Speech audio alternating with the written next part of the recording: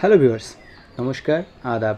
আজ আমি আপনাদের যে বিষয় নিয়ে আলোচনা করতে যাচ্ছি সেটি হচ্ছে আপনারা যারা ইন্ডিয়ার ভিসার জন্য অ্যাপ্লিকেশন সাবমিট করেছেন তাদের একটি গুরুত্বপূর্ণ স্ট্যাটাস, সেটা হচ্ছে online status India site check করলেই অনেকেরই দেখা যায় যে গ্রান্টেড বাট নট প্রিন্টেড।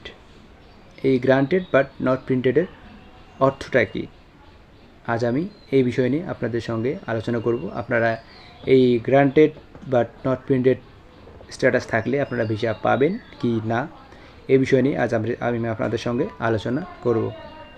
তো বন্ধুরা, ভিডিওটি শুরু করার আগে আমি আপনাদের যেটা বলবো, আপনারা প্লিজ আমার চ্যানেলটিকে সাবস্ক্রাইব করুন এবং ভিডিওটিতে একটি লাইক করে আমাদের পাশে থাকুন। তো বন্ধুরা, আসুন ভিডিওটি শুরু করি। ইন্ডিয়ান সাইট চেক করলে ঠিক এরকম দেখা যায়, গ্রান্টেড বাট নট প্রিন্টেড। এটার অর্থ হচ্ছে আপনার ভিসা অ্যাপ্লিকেশনটা ইন্ডিয়ান সাইট থেকে গ্রান্টেড মানে গ্রহণ করা হয়েছে, কিন্তু এখনও প্রিন্টেড হয়নি। এটা কয়েকদিনের মধ্যেই প্রিন্ট করা হবে।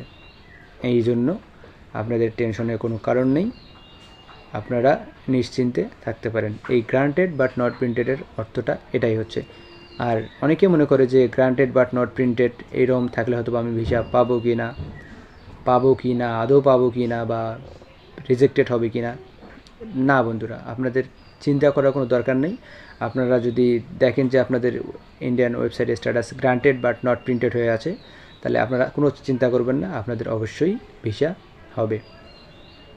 আর এখন একটু সময় লাগতেছে, বর্তমানে প্রায় 60 থেকে 90 দিনের মধ্যে সময় লাগতেছে মানে ইন্ডিয়ান ভিসা হতে, কারণ ইন্ডিয়ায় ইলেকশন চলতেছে, এই জন্য একটু লেট হচ্ছে আর কি ভিসা পেতে।